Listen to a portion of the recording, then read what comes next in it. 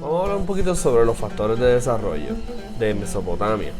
A pesar de sus pocos recursos y la dependencia de dos vecinos, Mesopotamia desarrolló una sofisticada civilización. Esa civilización llegó a sobrepasar el resto del mundo de esa época. Hubo muchos factores para esto, pero irónicamente hay un factor que determina el autor y que yo estoy muy de acuerdo. Fue el determinante de que se desarrollara más que sus vecinos, y era el factor escasez. ¿Por qué? Ya veremos. Ok, vamos a ver por qué decimos escasez.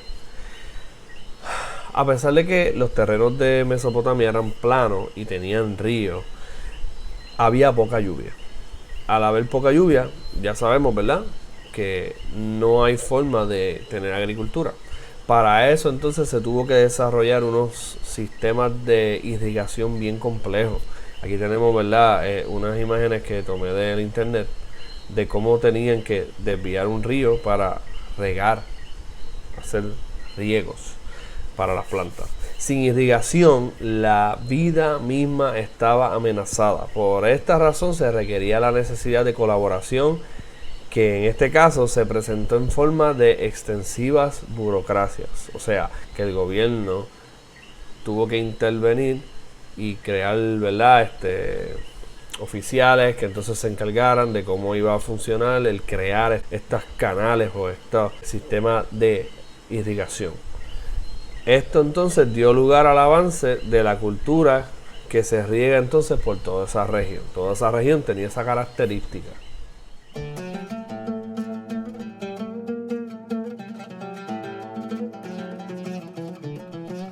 Ok, vamos a hablar entonces de escasez. Vamos a ver qué dice la Biblia sobre este aspecto de la vida y cómo realmente afecta nuestra forma de ver el mundo, ¿ok? En Génesis 1 ustedes saben muy bien que Dios creó todas las cosas, ¿verdad? Puso plantas, semillas, las aves, todos los animales, todo eso, ¿verdad?, para glorificarse, ¿verdad?, y para que el ser humano también lo utilizara dependiendo, ¿verdad?, de la forma en que se usa. Entonces, en Génesis 3:16 leemos: a la mujer dijo, multiplicaré en gran manera los dolores en tus preñeces, con dolor darás a luz los hijos, y tu deseo será para tu marido, y él se enseñoreará de ti. Y al hombre dijo, por cuanto obedeciste a la voz de tu mujer y comiste del árbol de que te mandé diciendo, no comerás de él, maldita será la tierra por tu causa. Con dolor comerás de ella todos los días de tu vida. Espinos y cardos te producirá, y comerás plantas del campo. Con el sudor de tu rostro comerás el pan hasta que vuelvas a la tierra, porque de ella fuiste tomado, pues polvo eres, y al polvo volverás. Ok. Esto deja una pregunta bien interesante que teólogos se han hecho por mucho tiempo, ¿verdad? Y las personas que leen estos pasajes piensan. Y en cuanto a la escasez es lo siguiente: antes de la caída había escasez. Se supone que cuando yo te diga eso, lo primero que tú hagas es preguntarte, entonces, ¿qué es escasez? ¿Verdad? Una buena definición económica es que a precio cero, o sea, gratis, va a haber más demanda, o sea, la gente lo va a querer más, esa cosa, que oferta por cualquier mercancía. Va a haber más demanda de esa mercancía, o sea, la gente lo va a querer más que su oferta, o sea, que su disponibilidad. Van a haber más gente queriendo algo de lo que ya hay. Si el precio fuera cero, porque cuando se le añade precio a cualquier cosa, lo que hace es que entonces la gente deja de quererlo más, o sea, porque entonces le cuesta más. Por ende, se empieza a regular eso. Pero entonces, vamos a verlo de otra forma. Siguen conmigo este ejemplo para que vean lo sencillo que es este tema. Normalmente el aire no es un bien económico, porque al parecer el aire no es escaso. Ya que a precio cero hay más oferta que demanda por el aire. ¿Okay? Esto No es cierto en un submarino sumergido, ¿verdad? En un submarino el aire cuesta. ¿Por qué? Porque es escaso, porque hay muy poco y la gente lo necesita.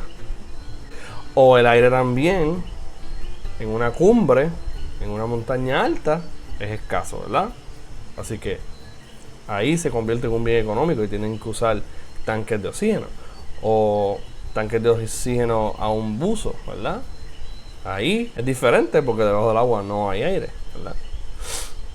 Tampoco es cierto del aire acondicionado en el verano o de la calefacción en el invierno. No es cierto del aire filtrado en una ciudad llena de contaminación ambiental o en una granja llena de polvo. O sea que el aire generalmente a precio cero, hay más aire, más oferta que demanda. O sea, todos los seres humanos podemos respirar el aire y no se acaba. Pero si tú estás en la cima del Everest, no es así. O si estás en el fondo del mar, no es así. O si estás en un submarino, no es así, ¿verdad? O si estás en un sitio contaminado, no es así. ¿Por qué? Porque la gente demanda una cierta cantidad de aire que no hay en ese lugar, ¿ok? Eso es escasez. Ese es el concepto de escasez. La mayoría de las cosas que tienen precio, que valen, ¿verdad? Que cuestan, es porque son escasas. Debemos rendir algo para obtener ese otro algo. Nosotros debemos rendir tiempo para obtener algo, o dinero para obtener algo, o esfuerzo para obtener ese algo. Eso es un costo, ¿verdad? Eso es un precio a pagar. Si Adán, y aquí es que viene el caso, si Adán tenía que escoger entre los beneficios de una acción específica para lograr los beneficios de otra acción, entonces Adán definitivamente antes de la caída ya estaba enfrentando escasez. Ahora, no era una escasez como la que tenemos después de la caída, ¿ok? Eso lo vamos a ver. Pero la pregunta que viene es la siguiente. Entonces, ¿sí había escasez antes de la caída? ¿O es un resultado directo del pecado? ¿O es un resultado directo de la caída? ¿Ok? Pues ya contestamos. Si Adán tenía que escoger entre una cosa y otra para lograr algo, pues entonces se estaba enfrentando a lo que llamamos escasez. Ahora, si Adán lo que quería era una sola cosa y esa sola cosa la habían por montones allí y eso era lo único que él quería, pues entonces estaríamos hablando de otra cosa, ¿verdad? No estaríamos hablando de escasez, estaríamos hablando de que no existía escasez. Ahora, los recursos en el Edén eran limitados, ¿verdad? Uno dice que todo era eterno, habían cosas limitadas. Pero, ¿qué pasó? La caída, ¿verdad? Antes de la caída, el progreso era lineal. ¿Qué significa eso?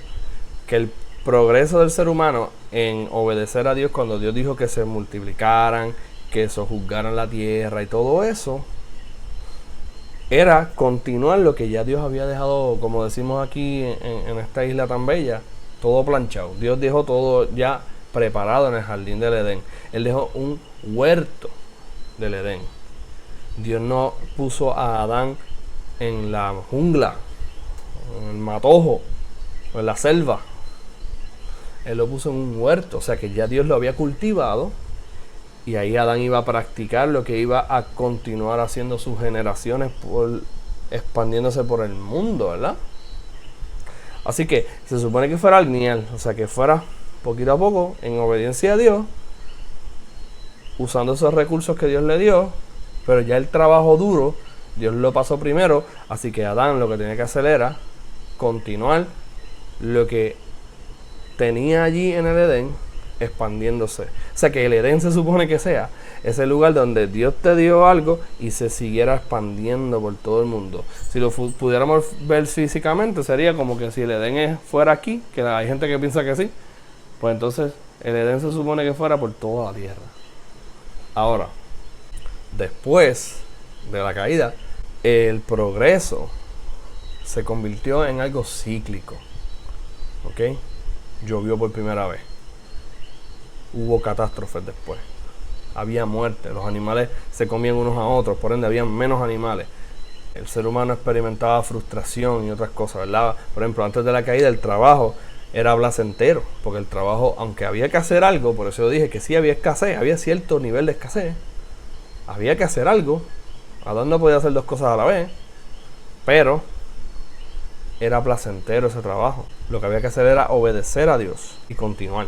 Pero después del trabajo era más costoso, ¿verdad? Sembrar la tierra y vas a tener que prepararla primero. Dios te la dio preparada, te sacó del jardín y dice, ahora vas a tú trabajarla y vas a empezar de cero. ¿Ok?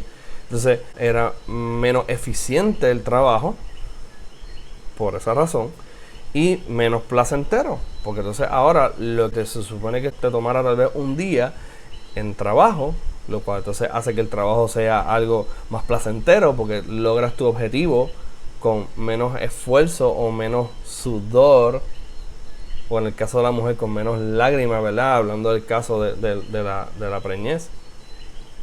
Pues entonces eso acabó. Ahora hay que hacerlo todo con sudor, con dolor, etcétera.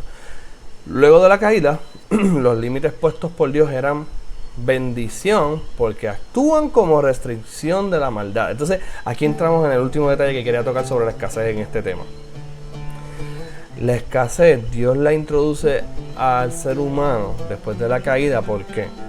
Porque entonces el ser humano, después de haberle fallado a Dios, conocer el bien y el mal, o sea, poder practicar el desobedecer a Dios, imagínense eso, pero con todo ya planchado, como decimos aquí, con todo eso dado, con todo eso fácil. O sea, si robar fuera bien fácil, ¿qué pasaría? ¿Verdad? Si Dios no hubiese puesto límites en el ser humano para ganarse la vida, ¿qué estarían haciendo las personas malas? No tendrían restricción.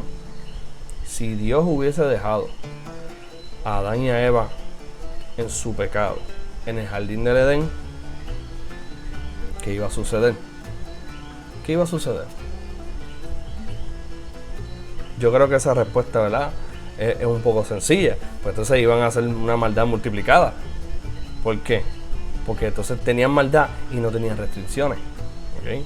Es como cuando alguien quiere hacer algo malo y nadie le dice nada. ¿Qué hacen? Lo hacen, y lo hacen libremente, y lo hacen muchas veces, ¿verdad? Así hay restricciones. Así que la escasez vino por el pecado, ¿verdad? La escasez en el sentido de esfuerzo, más trabajo, más cosas que sacrificar para obtener algo, viene no solamente como un castigo, sino como una restricción a la maldad. Así que cualquier duda, pregunta o comentario o aportación, déjanos saber, o déjame saber, escribe, llama, dependiendo de nuestra relación. Dios te guarde. Un abrazo.